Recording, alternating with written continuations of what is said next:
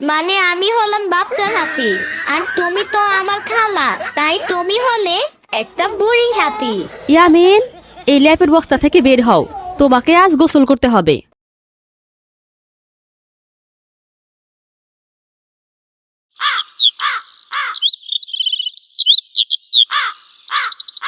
ইয়ামিন, তোর সাথে হাঁটতে গিয়ে আমার তো আর মান সম্মান বলতে কিছুই রইলো না। তোমার আবার হঠাৎ করে এত মান সম্মান হলো কবে থেকে সাম্বা? ইয়ামিনের বাচ্চা, তুমি সারা গায়ে একটা ল্যাপ জড়িয়ে হাঁটতেছো, তোমাকে তো বাচ্চা হাতির মতো দেখাচ্ছে। ঠিক বলছো, এতদিনে তুমি নিজেকে চিনতে পারলে। মানে? মানে আমি হলাম বাচ্চা হাতি, আর তুমি তো আমার খালা, তাই তুমি হলে একটা বুড়ি হাতি। ইস, হাতিটা বুড়ি হয়ে গেছে, কিন্তু এখনো বিয়ে হচ্ছে না। ইয়ামিনের বাচ্চা, এবারে বুড়ি হাতি কি করতে পারে দেখ। চুমকি চলেছে একা পথে, সঙ্গী হলে দোষ কি তাতে? ফুচকা খেয়ে মুখে ফুটবে আলো, লাগবে তোমায় তখন আরো ভালো। এ কি মামা, তোমার শরীরে তো দেখছি অনেক কারেন্ট। কারেন্টের আর দেখছো কি খোকা, শরীরটা একটু খারাপ যাইতাছে, নাইলে তো সব আওলাইয়া ফেলাইতাম। খালি ধপ মারে। আপা কি কিছু কইলেন? না না, বলছি সত্যি আপনার হেভি কারেন্ট, শরীরে এত কারেন্ট নিয়ে ঘুমান কেমনে? সে আর এক গল্প। আমার শ্বশুর আবার। মামা, আগে আমাদের ফুসকা দেন, তারপরে বইলেন। ও তাই তো।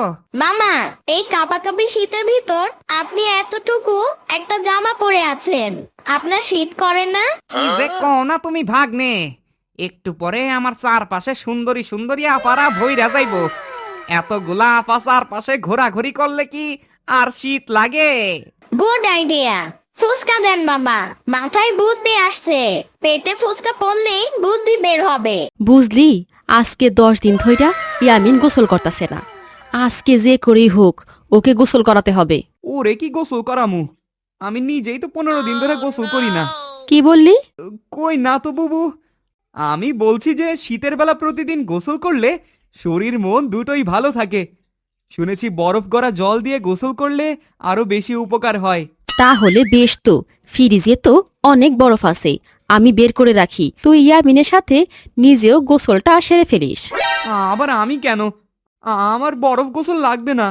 না না, তুই আমাদের বাড়িতে এসেছিস, তোর মন আর শরীরের যত্ন নেওয়া তো আমাদের দায়িত্ব, তোকে কোনো চিন্তা করতে হবে না, আমি সব ব্যবস্থা করে দিচ্ছি।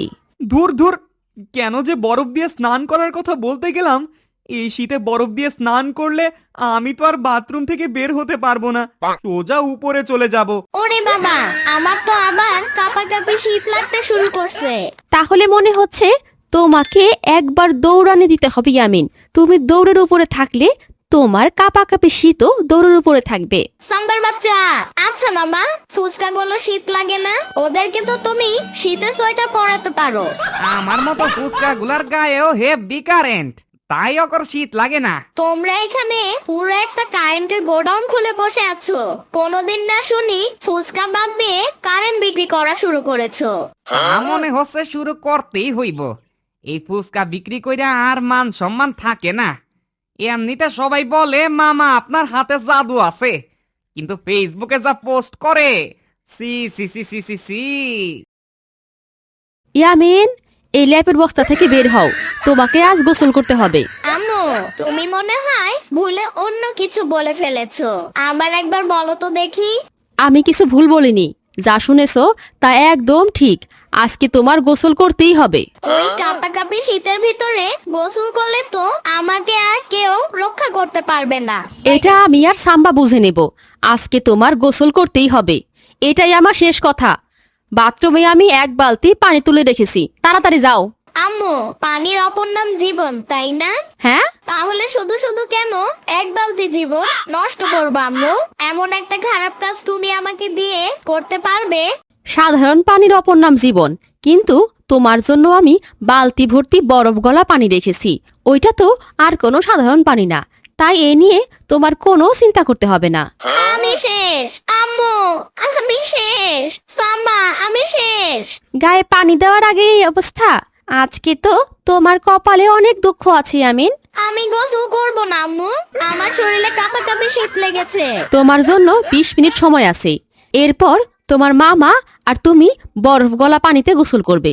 তোমার মামা বলেছে বরফ গলা পানিতে প্রতিদিন গোসল করলে শরীর আর মন দুইটাই ভালো থাকে।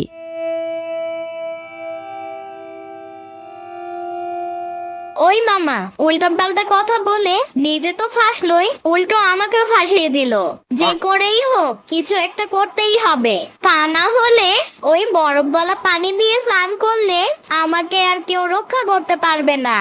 আম্মুর কানে উল্টো পাল্টা বুদ্ধি দিয়েছিলে তাই না মামা?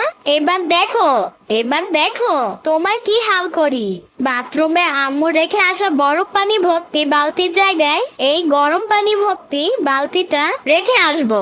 আমি গরম পানি দিয়ে স্নান করব, আর মামাকে করতে হবে ওই বরফ গলা পানিতে। 15 দিন স্নান না করে শরীরে পুরো 4 আঙুল পুরো ময়লা পড়ে গেছে। বরফ গলা পানিতে স্নান করলেও এতে তো শরীরে শীত লাগার কথা না। আজকে যে কি হবে। কই তুই এখনো বসে আছিস? তাড়াতাড়ি বাথরুমে ঢুকে পড়। তোর গোসলের পর ইয়ামিন গোসল করতে ঢুকবে। গোসল কি করতেই হবে? টাকা পয়সা দিয়ে যদি বিষয়টা।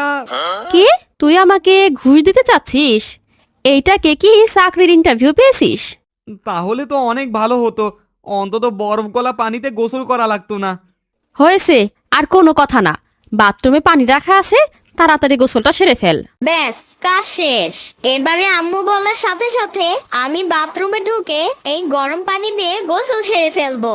আর দুষ্টু বুদ্ধি দেওয়ার কারণে মামা এই বরফ পানিতে গোসল করতে হবে। কি সুন্দর পৃথিবী, কি সুন্দর আকাশ বাতাস, আর বোধহয় দেখা হবে না। যদি কোনো মেয়ে আমাকে পছন্দ করে থাকো আমাকে ক্ষমা করে দিও। এ কি, বরফ পানি কোথায়? এ তো দেখছি গরম পানি। আমি আবার স্বপ্ন দেখছি না তো? এ তো সত্যি সত্যি গরম পানি। সরি মেয়েরা, তোমাদের টানে আবার আমাকে ফিরে আসতে হলো। বুঝলে সাম্বা, এসব ছোটখাটো বরফ গলা পানিতে গোসল করা আমার জন্য কোনো ব্যাপারই না। ও আচ্ছা, তা হঠাৎ করে এত সাহস এসে গেল কোথা থেকে? তুমি কি যে বলো না সাম্বা, একটু গোসল করতে আবার এত সাহস লাগে নাকি? আমি তো আম্মুকে বলবো যে শুধু 1 বালতি পানি দিলে কেন, 1 ড্রাম পানি দিলেও তো পারতে।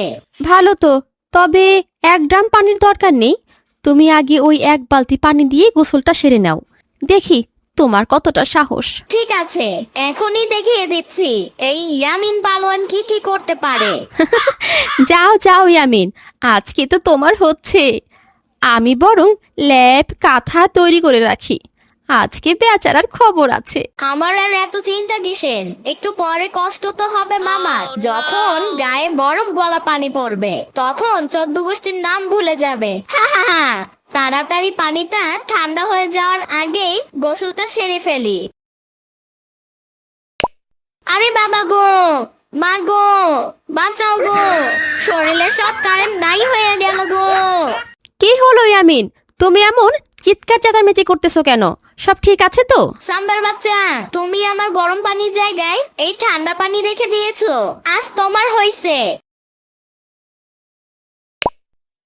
ইয়ামিনের বাচ্চা, এবার দেখো সাম্বার বাচ্চা কেমন লাগে। তুমি এখন এখানে বসে আছো মামা, তাড়াতাড়ি গিয়ে বরফ গলা পানি দিয়ে স্নান করে আসো। আমি তো তোমার আগেই স্নান করে ফেলেছি আমিন, তবে বরফ গলা পানিতে না, একদম গরম পানিতে। কাঁপাকাঁপি শীতে আমার কপালটাই খারাপ হয়ে গেছে। আমি নিজেই গরম পানির বালতিটা বাথরুমে রেখে ঠান্ডাটা বাথরুমের বাইরে রাখলাম। ভেবেছিলাম আগে গোসল করব, কিন্তু সবকিছু উল্টে গেল।